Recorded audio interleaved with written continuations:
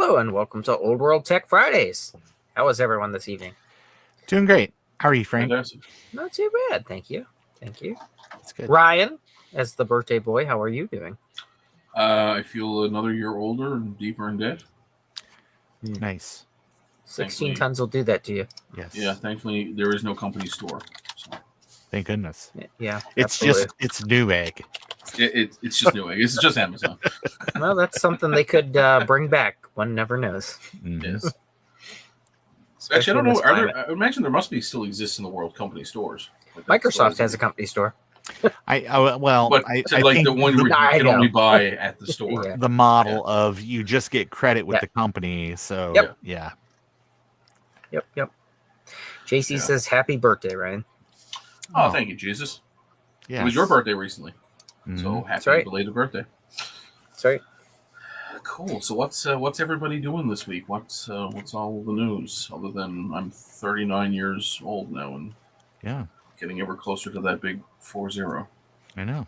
You're 40 Yes. adjacent. Yeah, 40 adjacent. Child. Hey, thanks, Thomas. Child. Is there a way to make like comments like scrolling or anything? No. I don't guess think part of so. the thing. You just I don't bring know them how to up do and that. that's it. Yeah. Yeah. Good enough.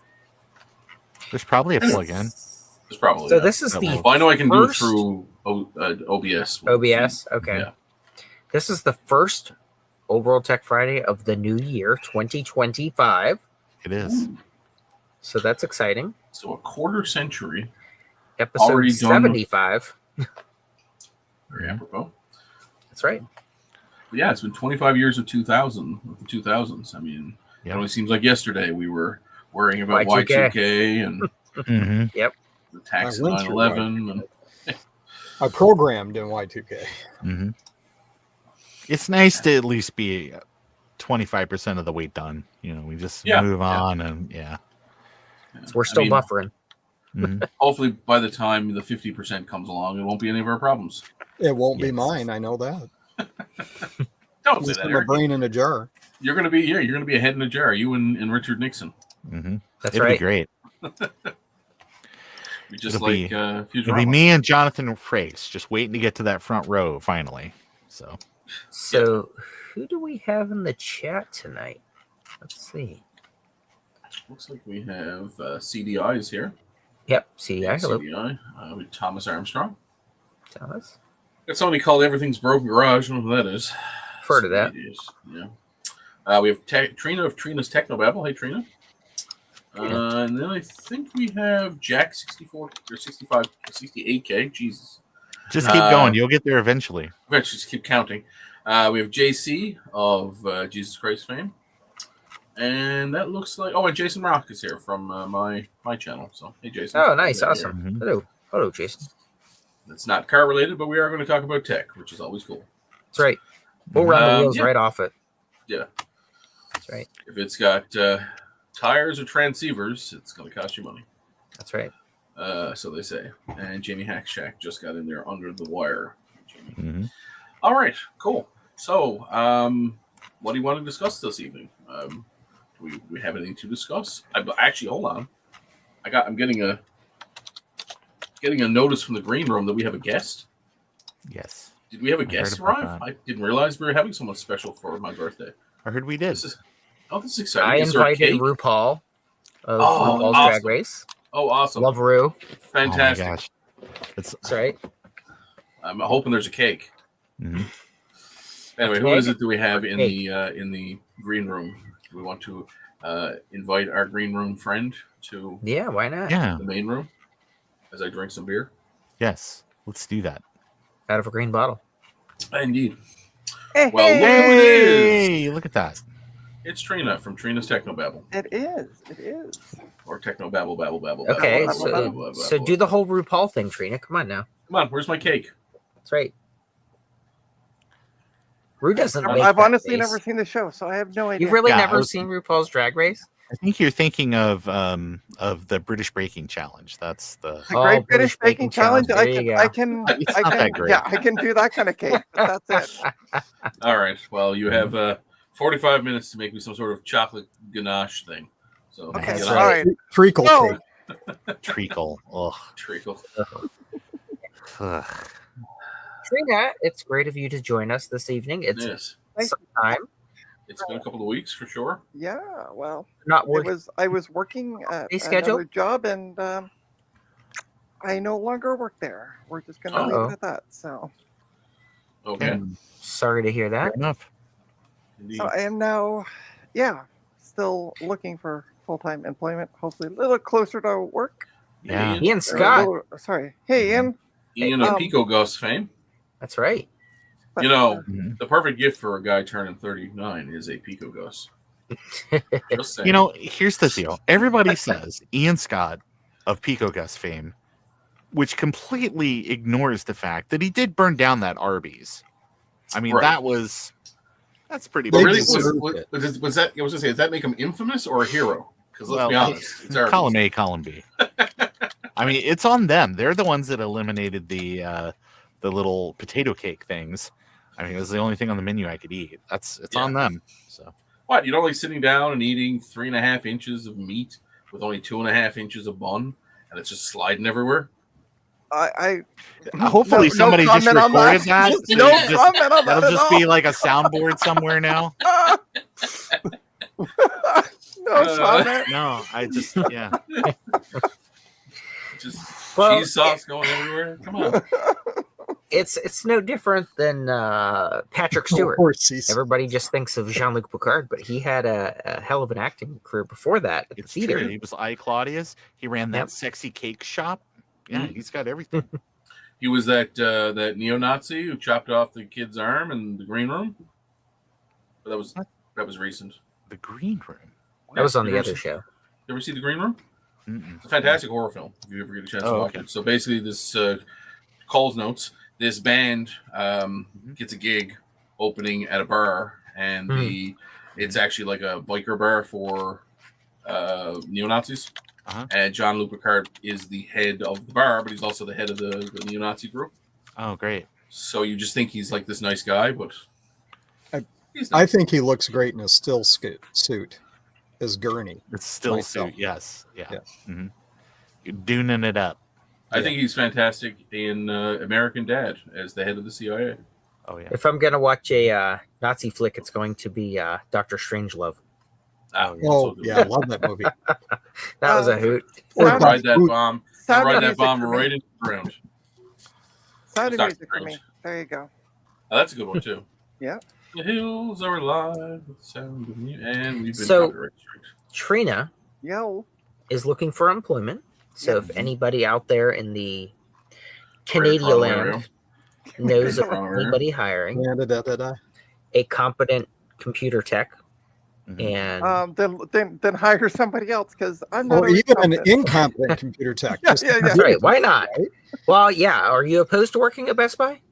I guess we should ask that. They don't Not have computer Best specs. Buy in Yes, I Canada. do. We do. Yes, do. they do. Canadian Tire. do. No, it's Canadian called something else. No, they still have no, a we Best have Buy. Best Buy. I'll take a Yeah. photo of We it. used to have Future Shop, but Future Shop was Oh, merged with Best yeah. Buy. Yeah. I know have a it's Best the Buy. past now. Yeah, it's the past shop. Yeah, in Toronto, there they have the Best Buy.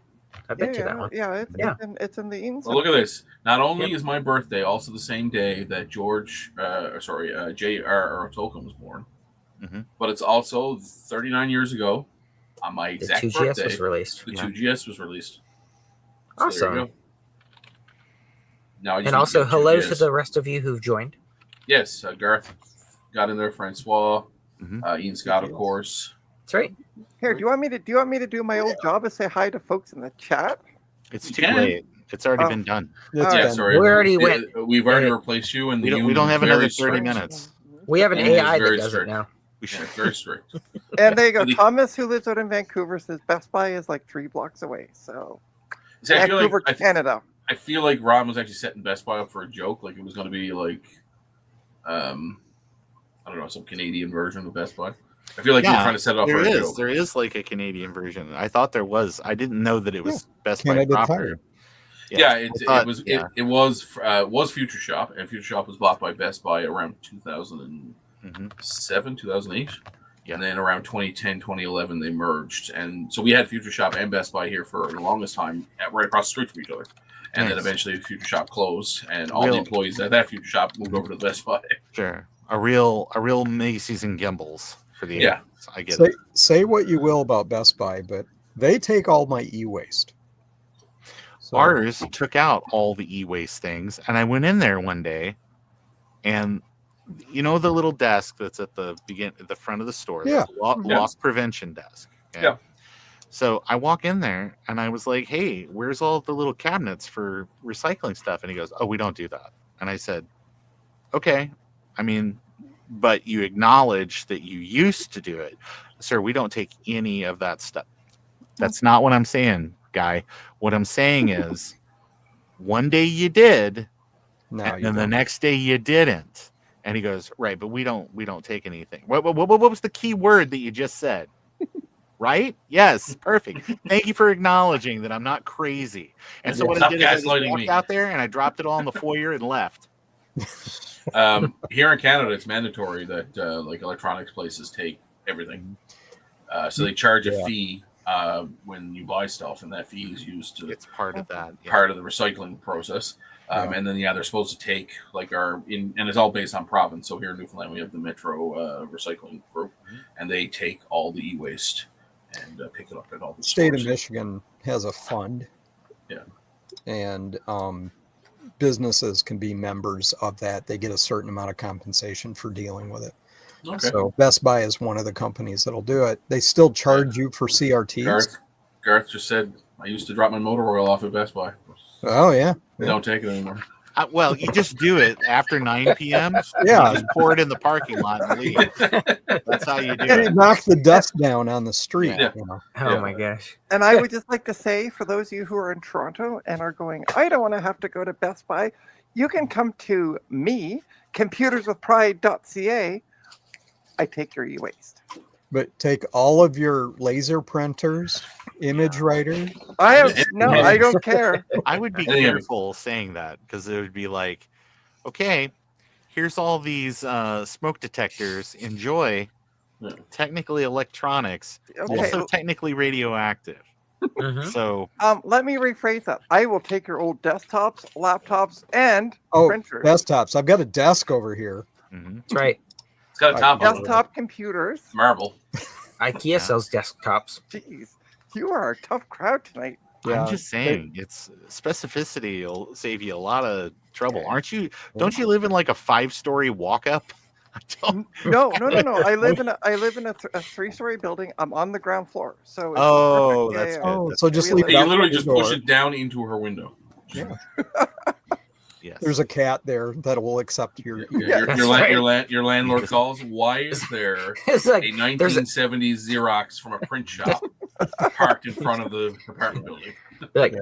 my I'm cat coming to get- validates parking. Actually, my supers know what I do, so they're not. There's sometimes like computers in the front lobby between our 2 locked doors until I get a chance to bring them in. So Yeah. they don't stay there long, but You like to keep them out there and make sure that they Oh, yeah. infest the rest of the building with bed bugs and cockroaches if they have them. Mhm. I haven't had any. Knock on wood, I haven't had any bug infested computers. So it's kind of fun taking the e-waste that I have to Best Buy because the 20-something kids that are there that receive it go, "What is this? I've never seen one of these," and it's a image writer or whatever. Yeah. Yeah. Be like, calm down, buddy. It's a DVD player. Yeah. Whoa! It licked its tongue out at me. No, it's I just. a DVD mentioned player. I've got CRTs. What do you charge for that? And he says, "What's a CRT?" I'm like, Perfect. okay. Remember Well, the it's- old TV tubes? Yeah. It's something that we agree on a price before you see what it is. Yeah. And the Yeah, price they is want nothing. $30 a monitor, and Yeah. but Oh, here's that's the a nice lot. thing: they give you store credit. So Oh, if you that's want to not buy a bad. bunch of SD cards or something, you just turn around, exchange it for SD cards. Well, holy shit. That's not man. bad. I would go to every yard sale. Yeah, and, like that's get pretty like cool. 1,000 CRT Free ones. monitors, Yeah. bring them in and trade for your LCD TV. Heck yeah, man. You have to pay them $30 to take your CRT. Then Right, get but it you said they back give in you store credit. $30. Right, So if that's you're buying a fine. television So I only anyway- got to bring them like 20 TVs. They're $600. I can turn around and be like, "Here's these 20 TVs. Well, They're just- worthless, and I want the LCD." Okay.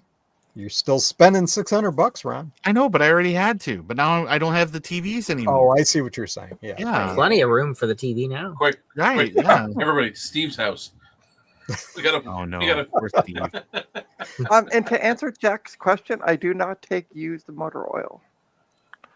Oh yeah. Now, Baby what do you oil, do? yes, but that's a slippery slope. She's still full up from Ditties, so just Yeah, give her a couple That's weeks. true. Give her a couple weeks. And, You know, when I was a kid, we used to just pour that stuff on our dirt road. Yeah. Yeah. Do you remember the? I think it was actually the reason Super PAC or Super Fund yes. became a thing was because there was a guy who poured like what was it? Oh God, it begins with a D. It's Dachshund, Dioxin. Yeah, directly on the roads. they Yeah. used to take the transformer oil from the Yes. from Transformers and spray it on the road Mhm. to knock dust down. Yeah. And it had PCBs on it, or yeah, not dioxins and various things in it. So That's actually I think that's a city in Illinois or a city in Missouri. I can't remember, but that I whole think it's town, Missouri. that whole town is now shut down. Yeah, it doesn't exist anymore. They were like moved like 6 miles down or 10 miles away. They or just something. moved. Yeah, it's like the real Rock Ridge. They just Yeah. kind of moved the town down the road about 5 miles and started It over. was the episode of The Simpsons. Yeah. Trust me, don't turn around. well, we just go ahead and farm that property anyways. Times Beach. There you go. Oh, there you go. Yeah. So I remember does watching any- a documentary on it. Yeah, Does go ahead, anybody Frank. have anything new tech related? I do. I have two things I want to talk about, and I know Okay. Ron's going to be excited to talk about them too. So, first What do thing you got? is this week, Mhm.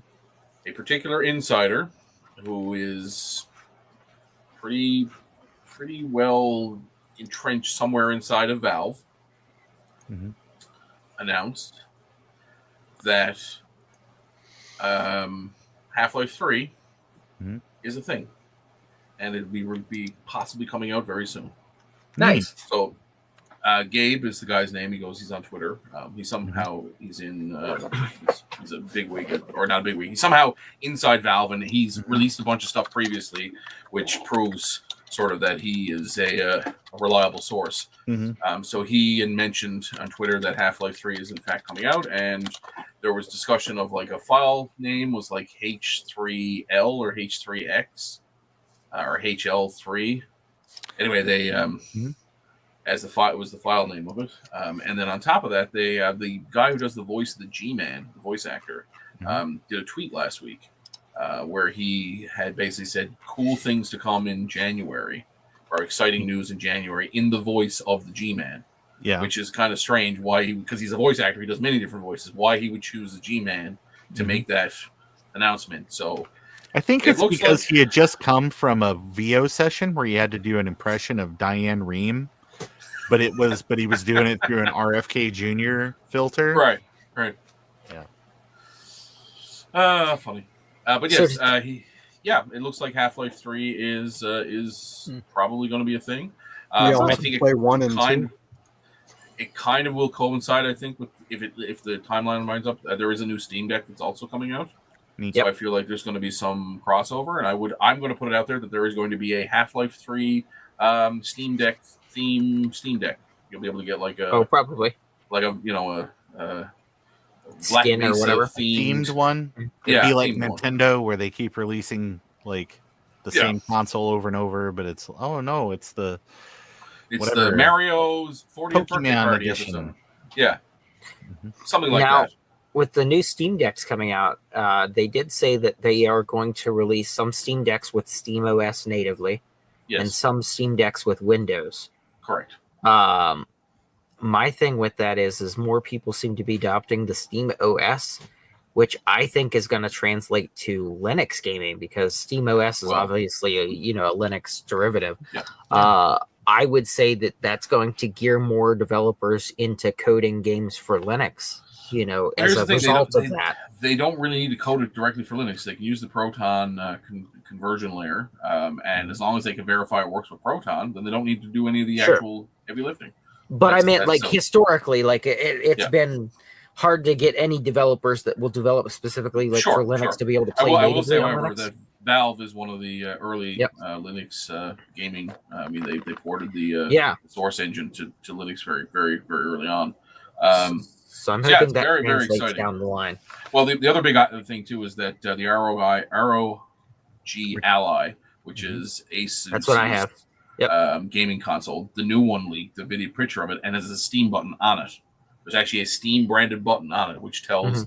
And if you look at the other stuff that's leaked about the Steam OS, they've said basically they are going to provide it to other manufacturers. So it looks like they have like a particular set of rules that they have to follow on like where they have to put the Steam button, and it has to be labeled this way, and similar to Windows and Windows keys and keyboards and stuff. So yeah, it looks like the ROG Ally is going to come out in a Steam flavor, if you will. I'm very excited. Mine. Yeah, I have the ROG Ally that I bought this year. Yeah. Well, we're in 2025 now, so I bought it last year. And I like it. I play quite a bit on it. So it's very exciting. Is 2025 going to be the year of the Linux desktop? No, apparently. I think it's going to be for the games. No, it's never going to be the year of Linux. I'm a huge Linux guy, and it'll never be. Never right? in 100 you have trillion more years. of a chance, John of Action Retro, to have the year of the Haiku desktop than you do the year of the Linux desktop. Yeah, to answer Tom Armstrong's Steam or OS or Steampunk, it will be Steampunk. It'll run on Babbage's difference machine. Yeah. And it will have a monocle built in that you look through. Yes. The year of Windows working, perhaps not there either. Well, here's the other thing too. Like, it's funny. I talk to a lot of people. I'm in the IT business myself, and they're always complaining about Windows 11. I've been running Windows 11 since it came out. Yeah, there's nothing with it. Yeah, my machine I'm sitting on right now is 11, and it works fine. I'm not sure what things people are doing with their machines. I mean, I'm like, I want to play a game on Steam. I want to use Sony Vegas. I want to use OBS. I want to have some webcams connected. It works fabulous for all those things. I'm not sure what hardware people are running it on, but I'm going to say... I think it's because people are just upset because the start menu is in the middle, and they just can't be bothered to figure out how to move it. You just drag it. You just drag it over there. And everything is like... I mean, here's the thing, and this is what I'll say. It's like, they keep messing with the formula, and I'm not sure who for. Because with Windows 8, if you remember, they took more... Because that was right about the same time that, like these what was that stupid Windows thing phone, that tablet, Microsoft tried to do, the Surface tablet, Surface RT.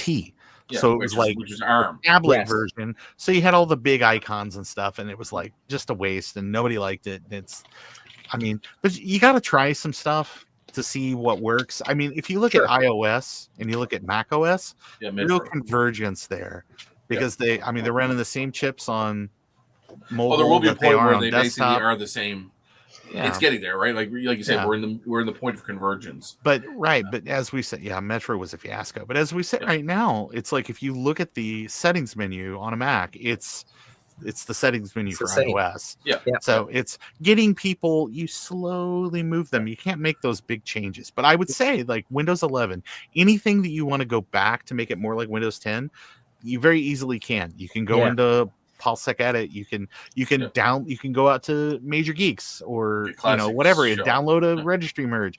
You shouldn't have to do all that. You should not have to. There should just be a setting that says make it look like Windows 7, make it look like Windows 10, themes, whatever. Do it. If I can say something though, the average home user who is the one that's complaining, they don't know how to do that. Yes. They don't want to do that. But here's the other thing. I agree. And I kind of agree with some of their complaints. With Windows 11, I have it on my desktop. It works fine. My main complaint is they've moved shit just to move shit. No, but here's the thing. Here's the thing, and this is the argument I'm going to address that argument right now. Everybody, this is 2025.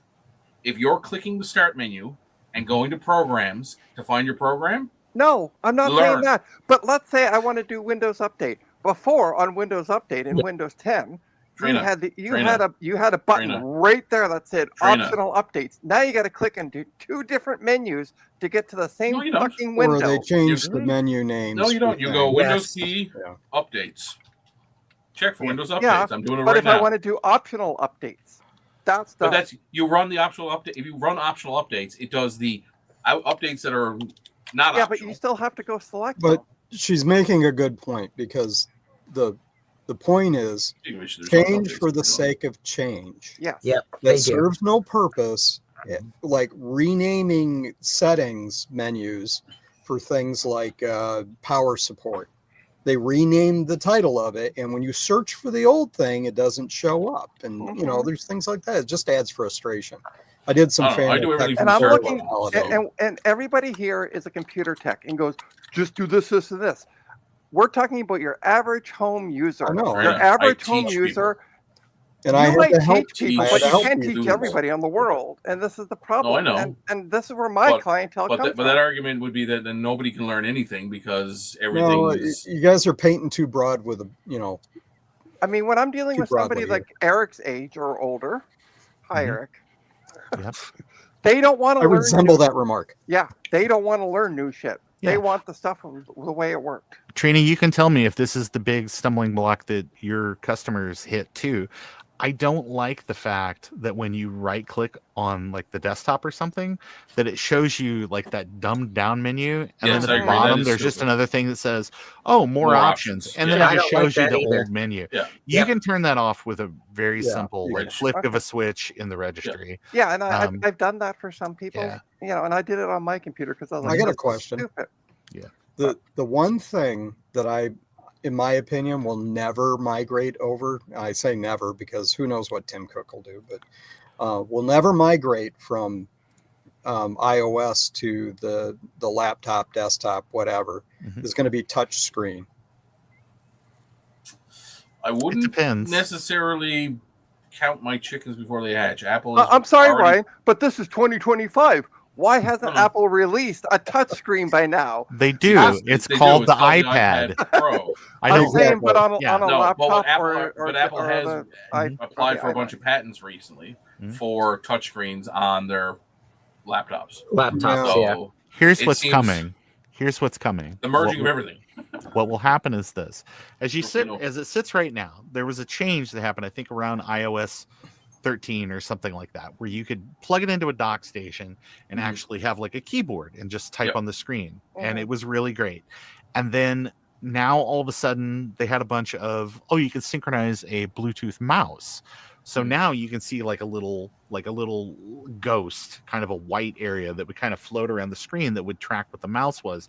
It would basically be your finger kind of touching things. Well, I promise the next step is going to be like Tim Cook is going to get up there and he's going to say in that really slow way that he says everything, that you'll be able to just like throw an app from your phone up to your Mac desktop and then just use your finger on the screen just like you would with an iPad. I promise that's the next thing happening. Hey, don't go doing this and promise me with a good time. Wait a minute. Trina, there's like an area of the screen that's just like worn through from this motion.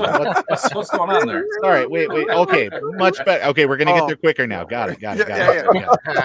This menu works faster if you move your finger faster. It's strange. Yeah.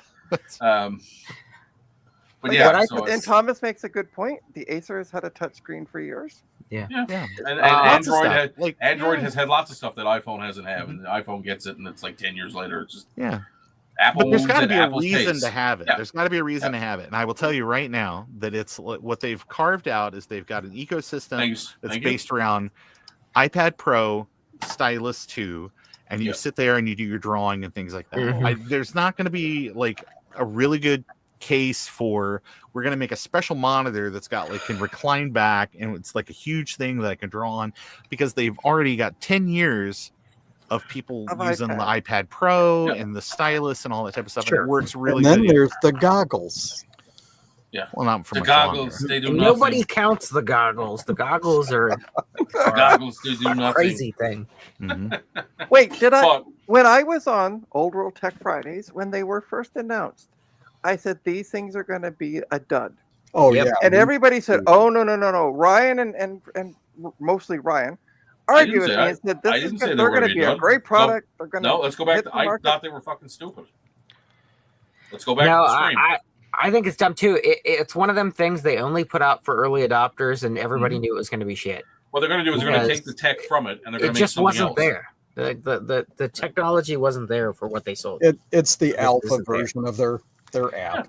Yeah. What it is, okay to be beta testers. You've got Meta in that space. Yep. They need a product in the space. Do you think they care about HomeKit? Do you think they care about all the little, it looks like a candle from an Italian restaurant with the mesh on it and stuff? Yeah. They don't care about that. What they care about is saying, we want to make this thing, figure out how to make this thing, and all of the patents that come along the way. Because in the background of all this stuff is them like all the legal action and suing people and licensing stuff to people. And that's a huge part of their money, more than probably Apple TV Plus for sure. Yeah. Oh, definitely. Well, I like my vintage ones, so. Oh, yes.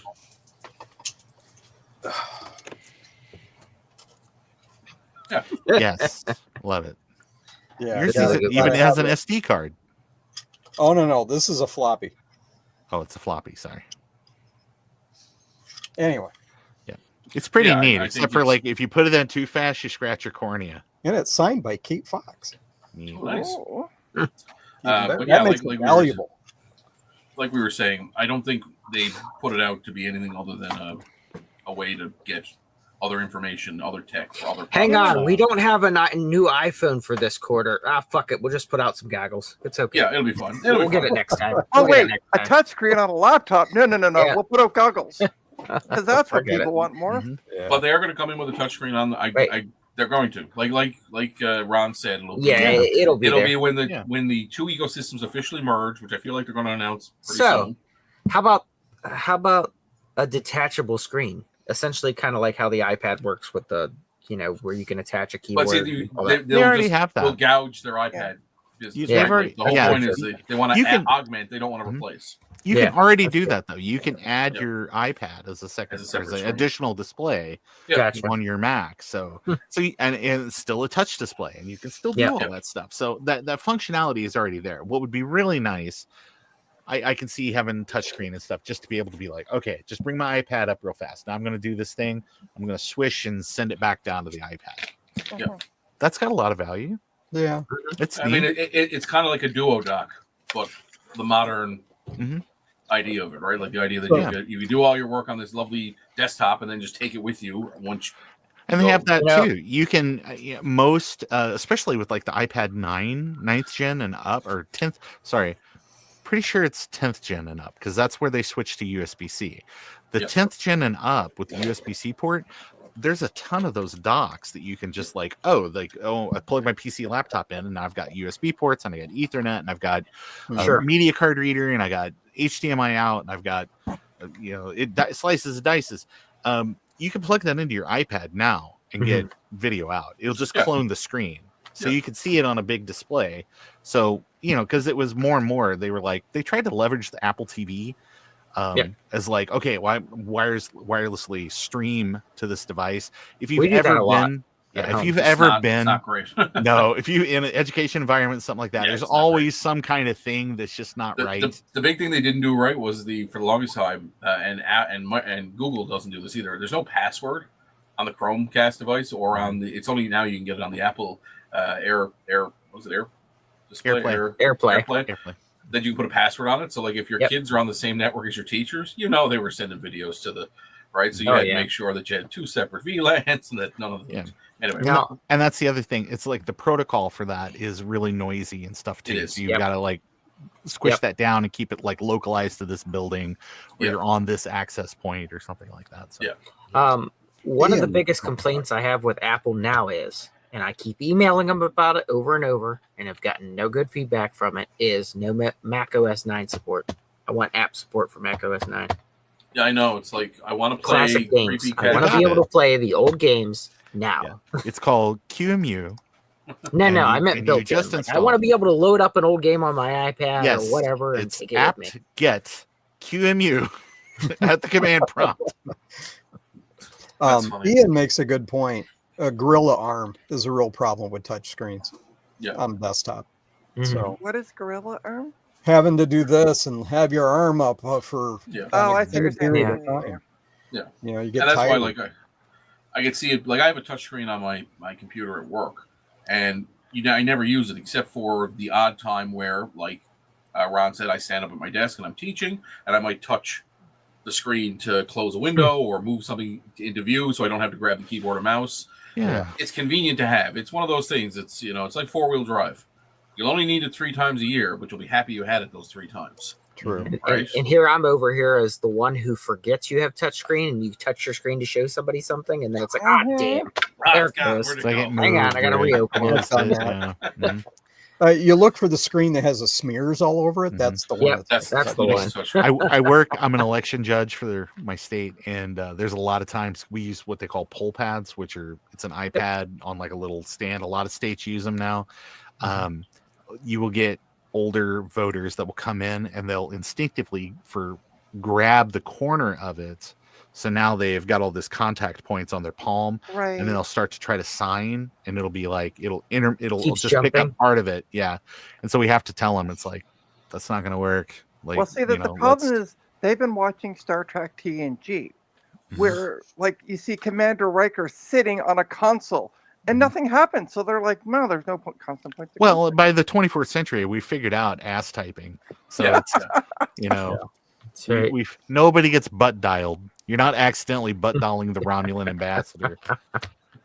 But if you notice though, all the pads, and no offense, I still think I know that everybody likes bezel-less displays. I'm on the fence.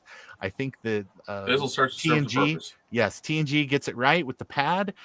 Every one of them had a bezel that you can reach, you can grab, and you can hand it to somebody else. Right. And yeah, it's an ergonomic thing instead of like you're always touching the screen. You're always touching. It's why there's margins on paper, right? Why does my phone have a pad around it? Just for that reason, plus protection, but and it's tactile. It's rip them. I hold it this way, So going back to the point that we started with this conversation, I don't know how we got to Apple. We had a point. All this, Half-Life 3 has been announced. So as some of us have grown up playing Half-Life and Half-Life 2, I'm guessing it's probably going to be just myself and Frank and Ron, but I could be wrong. Trina, did you play much Half-Life? Were you a Half-Life? Never played it. Okay. I prefer Full Life. Sorry. I prefer Solitaire. That tracks. With 3-card draw. Okay. Yeah. I've seen your OnlyFans. So what are some of the things that would have to? So it's going to be, we're talking about hype and how games can be killed by their own hype. I mean, you look at things like Duke Nukem Forever. I mean, that was vaporware for the longest time. It was never going to happen. It should have still been vaporware. It should have been vaporware because it was garbage when it came out. I feel like because Valve seems to be doing this in-house, it's going to be their own thing. They haven't really fired it off to a third-party game developer. It's probably going to be fine. I think they learned their lesson with Blue Shift and all that type of stuff where they farmed that out to another developer. But then they ended up in the case of Counter-Strike. They were like, these modders are fantastic, and they just hired them. Yeah. And so that was the first example. Yeah, we're going to bring this in-house. In-house, right? And then you have Counter-Strike, actual Counter-Strike, not just the CS. Mod, CS, which was still to this day is probably one of the most played online titles. Or CSGO. I'm sorry. Yeah. Sorry.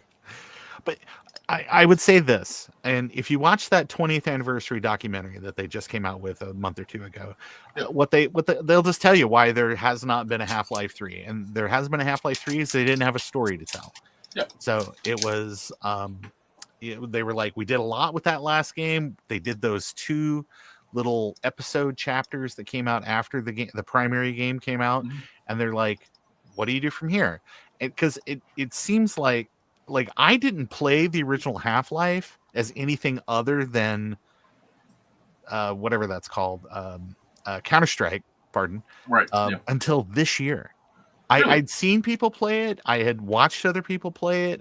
Everybody says it's like the Star Wars of, FPS sort of storytelling and all that type of stuff, and broke all this new ground. And I'm like, yeah, it sounds really great. But I would play the first little bit and it was all like wandering around in ducks. And I was like, this is boring. I'm not going to stick with this.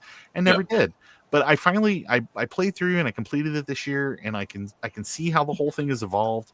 Where that first game, there's a lot of stuff and there's a lot of fetch mission kind of things, but it broke a lot of ground with like the vehicles and the weapons and things like that. And the storytelling is kind of a little open-ended. It's not, it's basically, it's like, go here, do this. Some of it doesn't make sense because they're just kind of padding the story out a little bit. But when they got to Half-Life 2, it's really great. You could tell that they learned from the stuff in the first game. They figured out that it's like, people like vehicle stuff, but you know, we're gonna wank the physics engine for like the entire run of this game. Yep. And they got really focused on that. And I think by the time that episode 1 and episode 2 came out, they kind of figured out that it's like, yeah, story is really good too. We should do more story. Yep. And then they came out with Alex in 2021, was it, or 2020? 2020 or something. It's like 3 or 4 years old now. Yeah, so 5 years if it's 2020. Yeah. Right. But I just played it. I went through because the 20th anniversary was like just a month or two ago. Yep. And so I replayed Half-Life 2. Then I went through and I replayed episode 1, Half-Life 2 episode 1, and then I played Half-Life 2 episode 2. And I would say that Half-Life 2 episode 1 it's long, but it's a lot of fun, but it kind of like leaves this weird ending. And then episode 2 is really great. I think they learned all of they were like, people like the vehicle stuff, but it needs to be short, and it needs to be like, it can't be drive in the airboat for 2 minutes and then get out and do a puzzle and then get back in and drive for 2 more minutes, because that doesn't feel, it just feels like, here's a bunch of artificial barriers. I want to have fun and do stuff and break things. Like Mist. Yeah.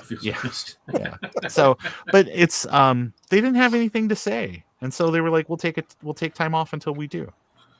I'm so glad that they did not just like remake Half-Life 1 and call it Half-Life 2. And I also played Black Mesa, which is the Source engine modder update version, quality of life improvement version of the original Half-Life. And I would really recommend that you play that instead of the original Half-Life. Definitely do not play Half-Life Source, because that game is like horribly broken.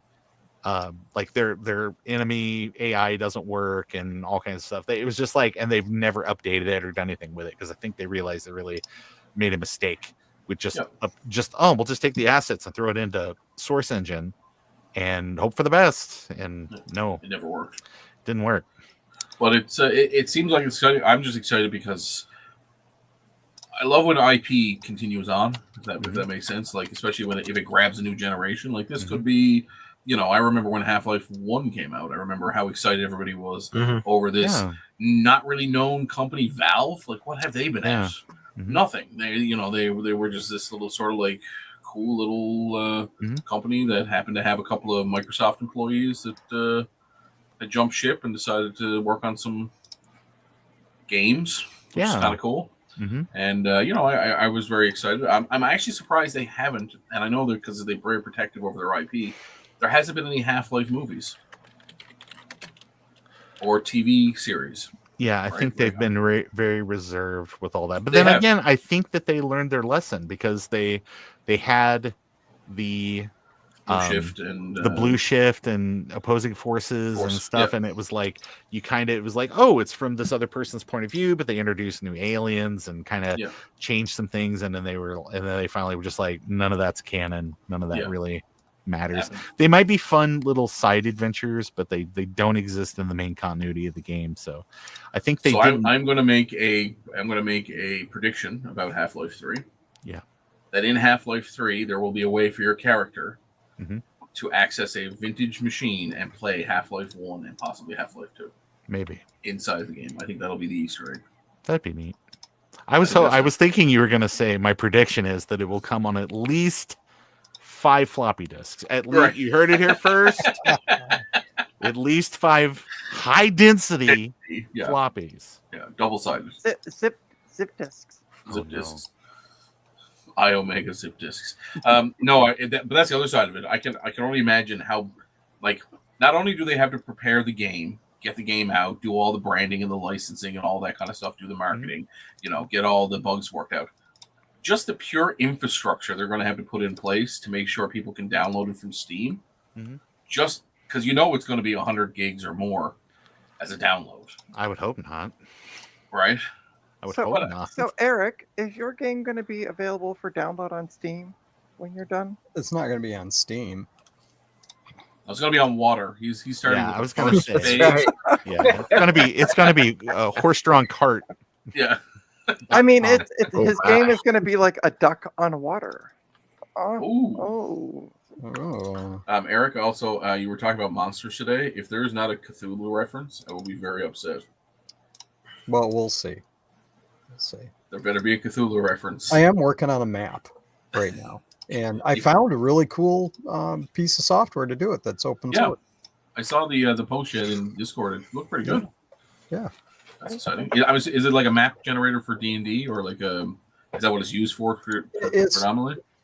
It's a husband and wife team. She wrote a book. Is it called Sierra? Sorry? No. Is it no, it's not. Sierra Online? And he's a software developer, and she needed something for drawing maps for the book and stuff, so he wrote software. Well, that's cool. And I've been looking at several packages, and I needed something that was would not require commercial license, or something that I could own the assets for. And so I reached out to him and said, look, I'm going to use this commercially. Is that okay? I didn't see the details till I saw the license when I installed it. But he came back and he's like, oh yeah, you don't have to give us attribution or anything, although it'd be nice if you did. And he allows you to change the assets if you want to, so I could make it look more like the game if I wanted to. But the nice thing about it is that, of course I am going to credit him and his, this software and stuff in there. It works really well. Nice. So it's nice when you find an open source project that actually does what it advertises. Awesome. That's exciting. Yeah. And so will the map, I'm assuming the map will be just part of the box set, and it'll be like a PDF download. The intention, and I'm trying to take some of the better bits, best practices from other games. How you could get Zork and it would have the fold out map. Yep. I'm doing that. I'm going to have a printed map that's available inside the game box. Nice. And if I bought a digital copy, or if I needed another copy of that map, you'll get the digital copy of the map. Okay, cool. Because I know a lot of people, friends that play D&D and stuff now. They use maps and stuff, but it's all done on the iPad. Going back to the touchscreen, they have their map loaded on the iPad, and they'll do little notes on the actual map as they're going through the game. Yep. Right. So that's kind of handy to have a PDF version.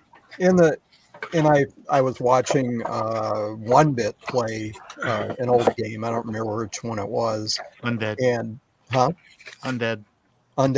Was that the one he was most recently? I don't know if it was. It could have been a few weeks ago or a month ago, but there was an in-game map, and you could make your own notes inside the map. And I'm like, well, that's a cool idea. So I added that to my game, so you can make notes. Cool. Nice. Unreal. Love it. Yeah, they have the game manual, and it's got the maps and stuff. Yeah, so I'm going to have regional maps for things where you can write in your own, when you discover stuff. Now, is there a map for the metro system in the game?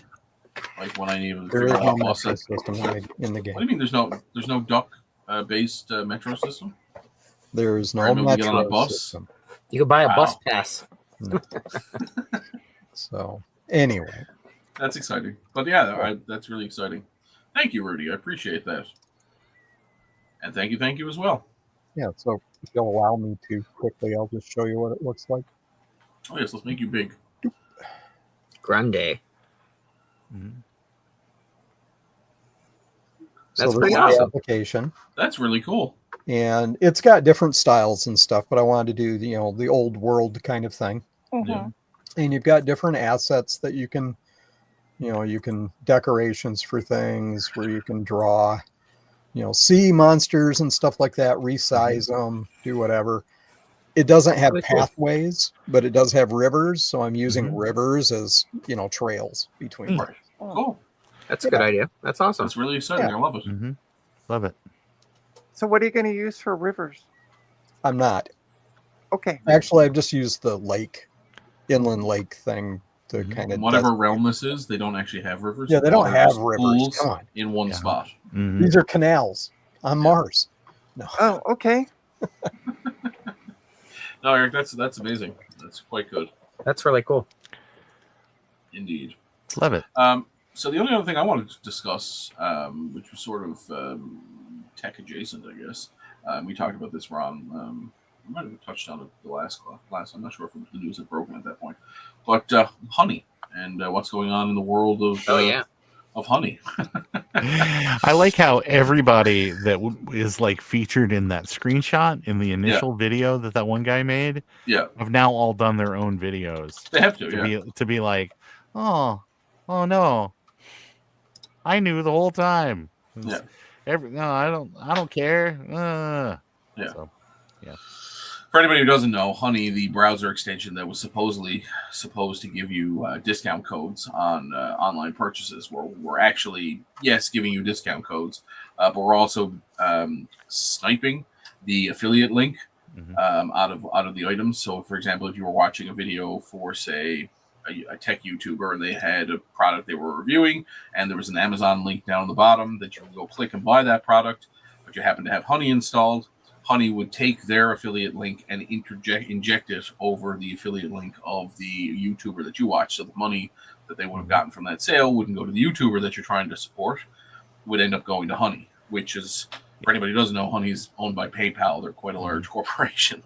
So they've been sniping quite a vast amount of affiliate links in the last 5 years or more. The bigger problem is that they themselves have been huge sponsors of YouTube and influencers.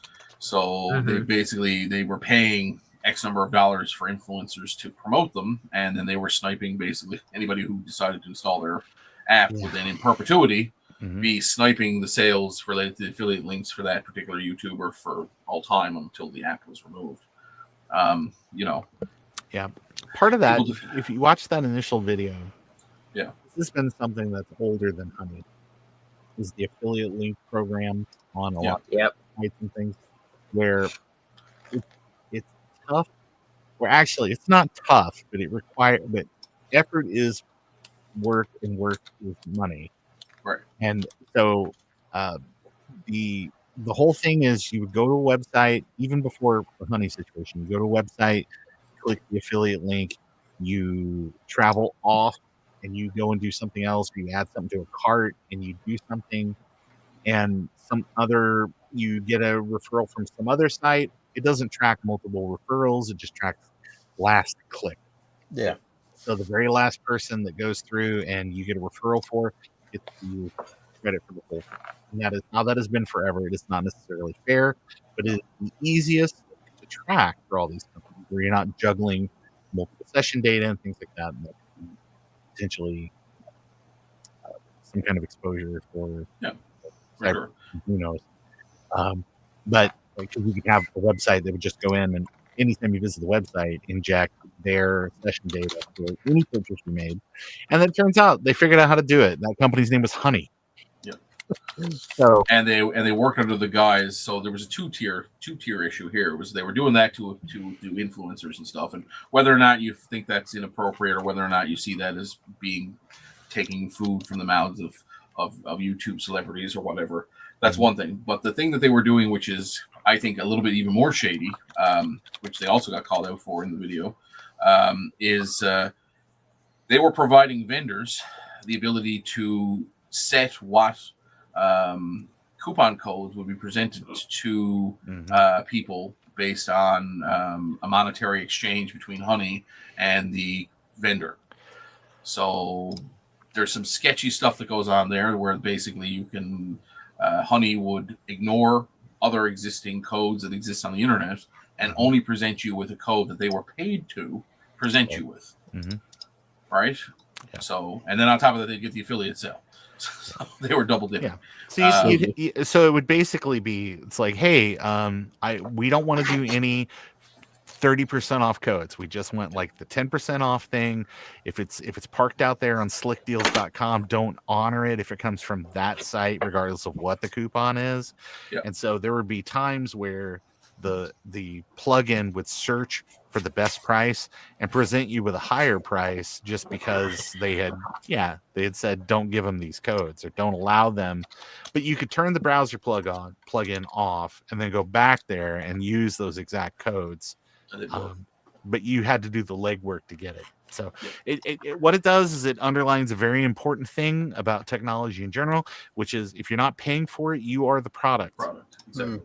So they're watching what you do, they're selling you information, they're watching your buy habits to try to give you more stuff. Everybody and their uncle at this point has had the situation where you're chatting on the phone with somebody, and like the second you get off the phone, you go to search for something, and that'll be at the top of your search results for whatever that is. So I had that happen to me today frequently, not related to buying anything, but we were listening to the song.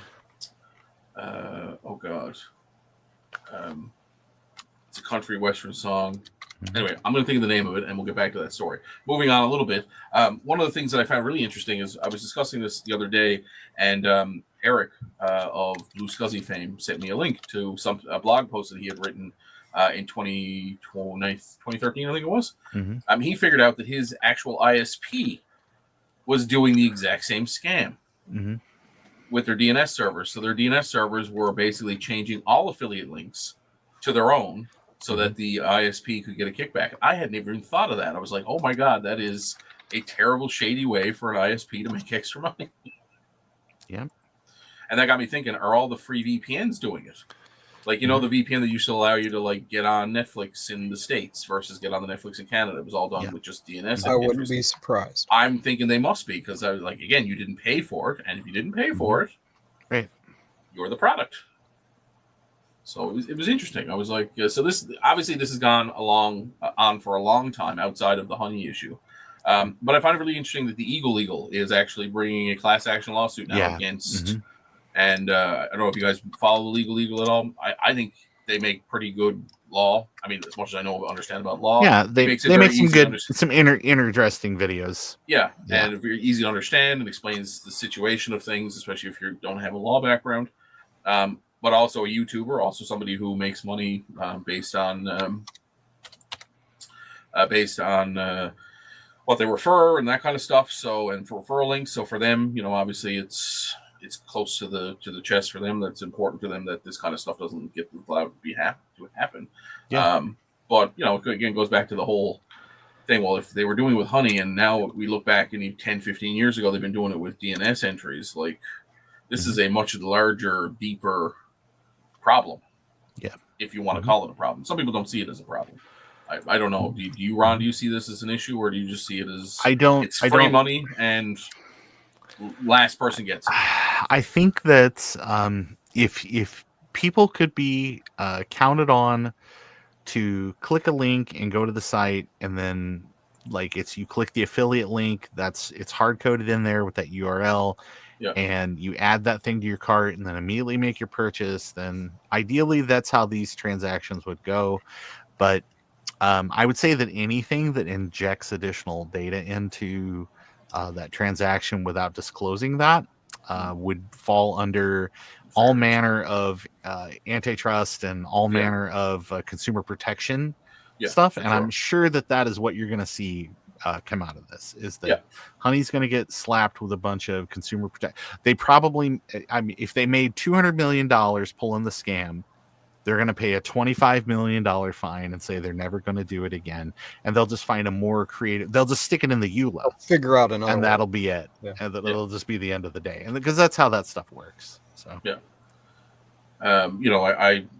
is it a problem though? Is it a problem for me personally? No, because there's a web store set up by my friend Joe, and we just sell things through the web store. Right. So there's no affiliate links. Yeah, if there's a coupon code, Joe goes in and turns on the coupon code, and that's it. So But I would say anybody that has to rely on that type of stuff as part of their bottom line, you just need to be more judicious with reading the fine print, making sure that it's actually working and that you're getting paid for those things. But I think that the damage is done on a lot of that stuff, because the people that I don't know that consumers, if you weren't presented with a coupon code, you could have saved more money, and that's obviously your vendor is complicit with the website to try to take advantage of that, but they're not legally required to offer you coupons. Right. Like, I mean, you can go into any business. You can go into Best Buy and say, I'm going to buy these things. I don't want to pay $2,000. I'm going to pay $1,800. And the worst they can say is no. Right. Or they might be like, okay, well, if you want to do that, we got this thing. You sign up for the whatever credit account, and we'll give you a one-time purchase credit for this amount, and that brings it down closer. How does that sound? Whatever. But I don't know. They're not required to stand in front of Walmart. I mean, businesses aren't even required because of franchising laws in the United States. If you went to one Subway and this Subway takes coupons, you go to the other Subway, this other Subway doesn't take coupons. Yeah, so mandated to take them. Yeah, it's at participating restaurants. Yeah, so vote with your wallet as a consumer, and if you are somebody that relies on this as for your bottom line. For me, it's like I know a lot of smaller channels you can get an Amazon affiliate page set up pretty quickly. Mm-hmm. It's a couple of hoops to jump through the first time to get it set up, and you have to follow. You have to be very much, because if you don't meet the requirements first, you can never apply for it again. It's a one and done kind of thing. Nice. So if you do get it, there are a lot of smaller channels that I'd like to sponsor and I like to help. And so the idea of Linus from Linus Tech Tips not getting the sale on my Amazon widget doesn't really bother me that much. He'll make some money somewhere else. But friends that I buy things with, I buy things on Amazon and I use my friend's affiliate link because they're my friends and they run YouTube channels and I want them to get the little kickback. The fact that could be taken from them, I have issue with that. In that particular instance. Mm-hmm. Right? So anyway. Class action lawsuits. Hopefully it works out. PayPal has deep pockets, so we shall see. Don't worry. It'll be like the movie The Jerk, where he got class action lawsuit for making the glasses handles that made everybody go cross-eyed. He had to write like $1.93 checks to all the claimants of like paying out his fortune. So the people that'll make money on it are people like Legal Eagle. No offense, but I can see why you'd get involved because number one, it's good exposure, and if you're a consultant or you're able to legally operate, if you pass the bar in whatever that state is, I guess you can get a payday too. Mm-hmm. So we shall see. But that's all I wanted to talk about today, and I always found it interesting that stuff like this happens and it gets blown out in the media, and then 6 months from now, people will be like, "Oh yeah, that honey thing. Remember that?" Mm-hmm. Or it completely gone from the public psyche. It's the Gish Gallop of modern life, and people will forget. They'll have moved on. There'll be another milkshake duck. It'll be like, what do you mean the Blue Sky was secretly experimenting on Asian orphans in their underground lab? What do you mean? It'll be the next thing, whatever. I don't know that they actually are, but if they are, you heard it here first. Yeah, exactly. Breaking news with Olde World Tech Friday. So what have we done today? We've admitted, or we've announced that Half-Life 3 is coming out. It'll be here before Christmas. Mm-hmm. I didn't say what Christmas, but it'll be here before Christmas. It'll be here before some Christmas. And it may or may not contain a duck. It may or may not. Yeah. And then, of course, on top of that, you have our discussion of honey, which is, I find it really interesting. I watched Megalord's video. The guy who actually that's that broke the story. Broke the story. But it's funny because he was in the video, he was talking about how he's been working on this for like 3 years. Mm-hmm. And it's taken him 3 years, I guess, to confirm all the data. He did a fairly good job of confirming it as opposed to just putting it out there and seeing what's stuck. But again, if you look at it, it has been announced. There was lots of times where people were saying, "Hey, did you guys realize honey does this?" In the forums, in even LTT's forums from as far back as 2019. Yeah, I saw that where it was like, "Hey, we asked about this," and then it was kind of swept under the rug. Like people were like, whatever. Yeah, and then you had like other people bringing it up in I think actually there was a couple of other influencers who had Honey as a sponsor, and the person commented on like the video that Honey was a sponsor of, saying, "Hey guys, this is taking money from you," right? Which I don't know if people took it seriously. We're busy. We've got like 1,000 ads to pack into a 3-minute video. Yeah, leave us alone. Unsubscribe from Linus Tech Tips. You heard that here first. Or don't. Free world. Do what you want. I guess you can watch whatever you want, but just put it in a 25% size window in the background with the sound off, and that'll be perfect. My wife cannot stand the sound of his voice. You know what? I'm sure he's a great guy, but like I'm not interested in what he's selling, which is seemingly literally anything and everything. Yeah. So I don't know. I'm sure there's some good data out there, but I sure can't find it through all the advertising. Yeah. Other than that, I guess we'll go around if anybody has anything they've done this week they want to talk about or mention. Ron, I know you were working on something last week. Did you get that finished? The video board thing you were working on? Is this the video board thing I'm working on? Yeah, I got all kinds of stuff here. Let's see if I still have it all plugged in. Nope, I don't have it plugged in anymore. But I've got a couple of things. Didn't I show it off last week? Didn't I show it off? But I thought there was something you were working on with it, or there was. There's some other stuff. Actually, what I realized very quickly is that I thought I had screwed up, and I had made 2 different designs for adding some functionality to the Pico MacVid solution for getting video out of those retro machines, and it turns out I actually just need to make 2 different boards. This is the one for the Mac Plus because the J connection is kind of right in the middle of the board, but on the 128K and the 512K and stuff like that, it's a little further away. So you got to extend it out a little bit. So now when I buy those on the website, is it an option to choose one, or do I have to buy them separately? It'll probably be on separate product pages so that there's no confusion. Yeah, gotcha. But Joel set that all up. So. Yes, and again, if anybody is interested in buying anything, 8-bit computer related, anything you want to buy anything, Joe sells it. Call Joe and say I need a dozen eggs. Yeah, he will for make the right sure it's price. Delivered. He will get them delivered to your house. Good eggs to quality, free range. No square ones here. No square ones. All ovaloid. No, round. We're going round. Round eggs? Sphere. These aren't snake eggs. Come on. Ron, you're cutting into our profit. There's so much profit in snake eggs. Mm-hmm.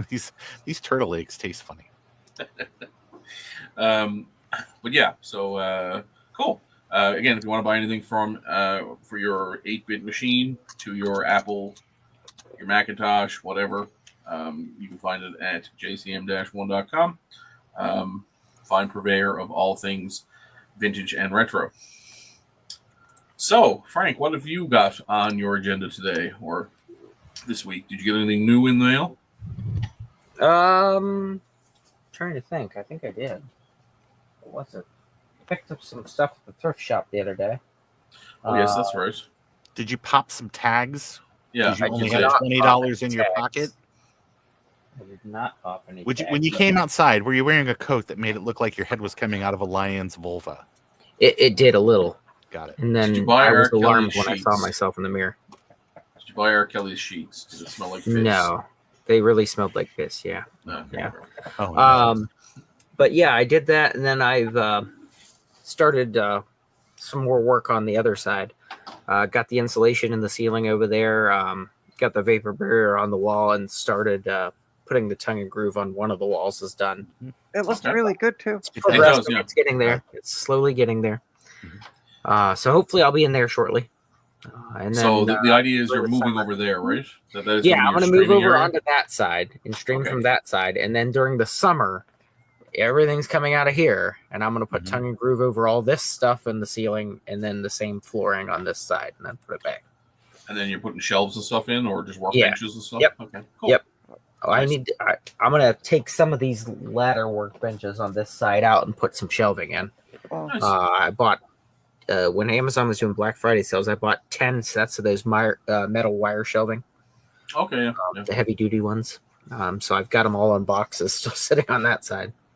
cool. Because the original intent for that side was storage, and then I decided, maybe I wanted a little nicer and, set up something different for streaming over there. Sure. Cool. So, yeah. And we know what Eric has been working on because we saw the adventure. So I assume that there's nothing else. The game itself. Okay, how's that going? Still fixing bugs and embellishing the story because my story writing skills are not legendary. So I'm learning as I go, which is the fun part. Nice. And you even last week mentioned you were dabbling in some like follow-up video game development. Yeah, I'm working on the next version of Adventure. It's going to be, a series of different kinds of technologies. Instead of text adventure, it'll be an isometric dungeon crawl. Nice. Yeah. And then, so what will number 3 be? Like a thanks, Gary. Will it be know. Number 3? It'll be like 20 years before it'll come out. That's how that works. Yeah, right. I'll be dead. It'll be the ghost story. Joe will not deliver your eggs. Yeah, I mean, not into the world for the first time. Yeah, it's, I haven't checked, but I'm fairly sure he's cloaca-less. Yeah. But if we don't want you to deliver them, will you ship them? Yeah. I mean, you ship everything else, so will you ship them? Yeah. And that's exciting. So, yeah. How long has it been since Half-Life 2? 20 years? So, yeah, you got 20 years. Mm-hmm. Yeah, so. Yeah, you got 20 years to figure it out. I got less than 20 years. So. It'll be like that French guy that mapped France. It'll be like the guy that mapped France using triangles. You just hand it down to like your kid, and then your kid does it, and then their kid does it, and then their kid and eventually, and then they bring it back to the King of France, and he was like, "What's this? My country is 20%." This isn't what I asked for. Do it again. Yeah. And then it really becomes redundant in a couple of years, and the satellites do it all. Mm-hmm. Yeah. Okay, so Trina, what have you been working on this week? What have you done? I've been doing streams. I worked on a Mac Pro, which, despite what everybody said, I'm going to install Debian on. The majority of people were saying OpenCore, and I'm like, no. So are you installing straight up Debian, or are you going to install Mint, or are you going to install? No, I'm going to put Debian straight up Debian. Perfect. Debian 12. I'm a huge Debian fan. So I'm gonna play with that. Tomorrow I am streaming at 12 noon because our friend Big Bad Biologist, Big Bad Ben, is out of town. Now, clarify this Debian, Trina. This is Debian does Dallas Clock Chip, right? Yes. Correct. Debian does Dallas Clock Chip. I thought so. Okay. Just making sure. Ron, if that's not on a shirt by the end of the stream, I'm going to be very upset. So tomorrow I'm going to be streaming. I got an Asus Vio book that needs a screen replaced. Nice. The screen on Amazon was $200+. Wow. Plus they wanted. Plus they had 2 options for shipping. The first option you paid $20 for. Right. It arrived between the 1st and the middle of January. That was the $30 option. The $20 option got you it delivered between January 22nd and middle of February. Wow. Where's it coming from? Mars? Right. So I went on eBay and I found one for $80 Canadian. Oh, perfect. A lot. And I explained to the client when I was talking to him, I said, it is coming from the States because there was none here in Canada because you can select Canada only on ebay.ca. Right. But there was none listed here in Canada. So Texas it came from. And it's, again, eBay's like estimated delivery time, middle of January. But it arrived today. So the person brought the laptop over, and I am going to be. So now is the old screen is smashed, shattered, broken? I have no idea. I hadn't even turned it on. He just said it needs to be replaced. So I said, okay. Let's do it. What actually happened? You're going to turn it on. It's like, oh, the brightness was just turned all the way down. Yeah. Right. Yeah. I am going to turn it on the stream first to see what is wrong with it, because it's held in with effing 2-sided tape. Which I'm going to be yelling at tomorrow. What's that? Do you have a heat gun or a good hairdryer? Do you have a heat gun or a good hairdryer? I do have a heat gun, yeah. Okay, so just generally warm it up and keep. Yeah. Well, I'm gonna try the roll it because I have had success with that in the past. So, but we'll try that first. If not, I do have a And Joe also says acetone is great for eating the sticky double-sided tape. So cool. And then when you need to eat ass, I'm gonna share my screen because this is funny. So I sold a video card recently. It was a video also, card. to point out, if you want a good chuckle, go to Trina's website and check out the modem she has for sale. Yes, I do have a 14 4K modem up for sale for $10. It's an external 14K modem. Yeah, it's an external. Yeah, but it'd be perfect to put the guts of a what's it called in FujiNet. Well, and I figured if somebody wanted it for kind of like a sleeper project, like like a sleeper video. So I had put this card up for sale, and I just got an email from the person. This was making me laugh. So it's an Asus NVIDIA GeForce FX 5200 with a whole whopping 128 megabytes of DDR memory. Yeah, so it's like from 2003, 2004. Probably earlier because it came. Yeah, I don't know. It came with a Windows XP machine, so yeah. That 2003, 2004. But 2004, 2005. If we scroll down to here, what does this say? Fan no longer works and needs to be replaced. Right. So the guy just emailed me, said, "Oh, the card's working great, but the fan doesn't work." So I literally just replied back. Did you tell him to RTFM? I said, if you read the description, you will see where we put in, and I say we because it sounds like we're a big company. It's the royal we, yeah. The royal we, right? And I said, you will see where we said, and I literally just copied and pasted that in. That's fine. So yeah. Oh well. But I thought do your due diligence. Yeah, right. I replied back with, but yeah, I loved her. Like, the card works great, but the fan's broken. Yeah, I know. And initially, wouldn't be using the card for very long. When I was initially testing it, the board that I tested it with, the header on the board was a bit bent, and I thought, oh, maybe it's because I noticed the fan wasn't spinning, so I just was like, oh, okay, well, we're gonna turn it off. And I let it do 2 passes of the memory, and I went, okay, we're good now. But I thought it might have been the pins, but I connected just a regular CPU cooler, turned the board back on, and the fan spun. So I was like, okay, so it's the fan, and then I took apart the fan and noticed that it's completely busted. So I just went, yeah. There you go.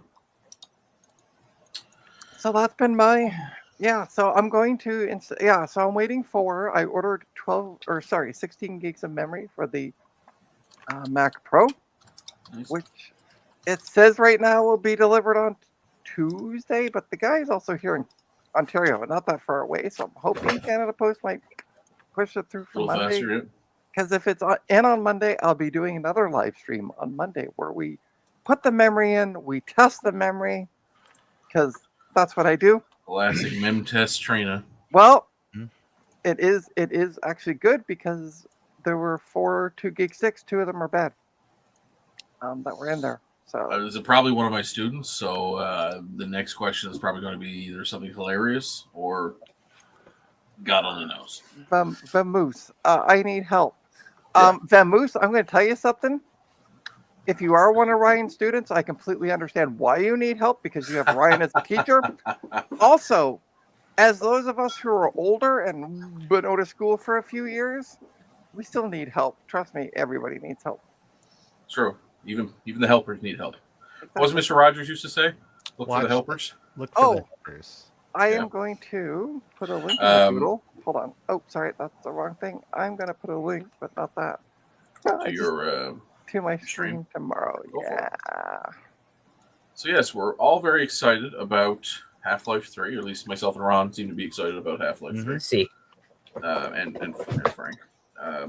Actually, considering that it was just you and Ron talking, just you and Ron. I think Frank's pretty excited. I think Frank will buy it for his whatever his. He'll buy a new Steam Deck. He'll buy the new Half-Life 3 Steam Deck. Yeah. I've never actually played Half-Life. See, Eric, I think you should play it. I mean, Eric doesn't want to play it because it reminds him too much of his own age. Half-Life. Ooh, Trina, that's harsh. Actually, as a 65-year-old woman, I don't know that I would be throwing that around. Don't you? I will stay alive. I will be halfway to death for the rest of time. Yeah. It's not half his life. He's just half as powerful. Yes. Right. He's still half powerful. Sorry, I had to. I know you have to get your old man jab. Speaking of Eric, are you streaming tomorrow? Yes, usually stream in the morning. Yeah, we haven't seen a stream in a couple weeks. Yeah, I think I will. I'll probably just edit the map or something like that as part of the live stream. Hardware. Actually, hardware. No, Eric, I will use hardware to edit the map. Is there anybody? Have anybody done tutorial videos on how to use that application on YouTube? I don't think so. So I thought that would be a really good video to do. Yeah. I'm going to show off the application because I am very impressed with it, and I think people would find it useful. Yeah, cool. Like I said, my friends that play Dungeons and Dragons alone, that'd be very useful for that. This is very much just map generation stuff. Oh, yes, it's not. There are other platforms for doing dungeon crawl kind of thing. 100%. But just for like art, for what do they call it? Just the art. Feelies for things that you give out. Yeah. So people can help with their imagination, not necessarily the actual map of the dungeon, but just here's the map of the area, or here's the Yeah, he even has old out of copyright text that he grabs names from and stuff, so you can generate a map with Latin sounding names and things. It's actually quite interesting. So yeah, I'll probably do that. His wife is an author, and she was writing like fantasy books. She's an author, and I didn't look to see what she wrote. Some kind of fantasy thing, and then he's a software developer, so they worked on it together. Okay, cool. Yeah. And by the way, Ryan, how do people play Dungeons and Dragons alone? There are solo games. You can play solo games. Play Neverwinter Nights or something like that. Or play one of the many Dungeons and Dragons video games that exist. Yeah. Yeah, I guess. Yeah. World of Warcraft. Sorry, every time I've ever played D&D, it's always you don't understand the concept of playing with yourself.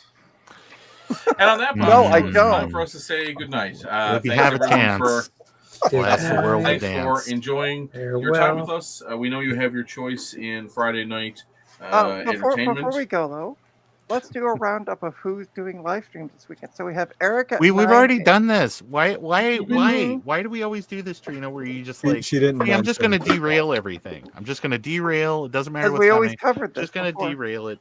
Listen, You're streaming tomorrow. Tune into Trina's stream. This is the 19th time this has been promoted. We have Eric's Edge doing at 9 a.m. Eastern. I know. We just promoted that. Right. We have myself at 12 noon Eastern. We just promoted that. We have Tech Ambrosia at 6 p.m. Eastern. Mm-hmm. Yeah. We have Dave's Vintage Apple Tech on Sunday at 11 Everybody knows Eastern. about that. And we have Retro Repair Roundup with a special Atari guest. Yes. At 8 p.m. Eastern. That's what I like to hear. I'll let Bernie Womack know.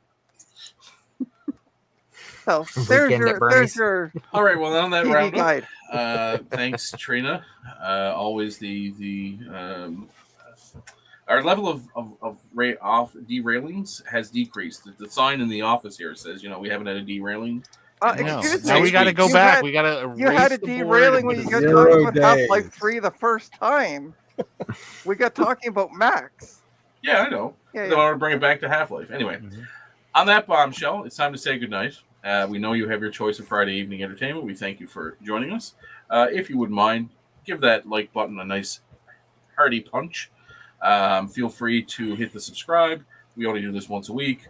And if there are any questions, comments, moans, groans, queries, qualms, or anything you want to tell us, feel free to put it in the chat box below. Ask Trina to explain. That's right. Text Trina. And text Trina. Yes. And again, Trina will be taking, if you have used motor oil or any sort of radioactive waste, you can drop it off at computerswithpride.ca. Yeah, 123 Fake Street, Canada Town, USA. Yeah, you can find address to the location by reaching out to Trina. Thanks, Tech Ambrosia. And as everyone said everything, we're good. Trina, don't talk. Okay, we're good. Let's go. All right, hit that in-stream button.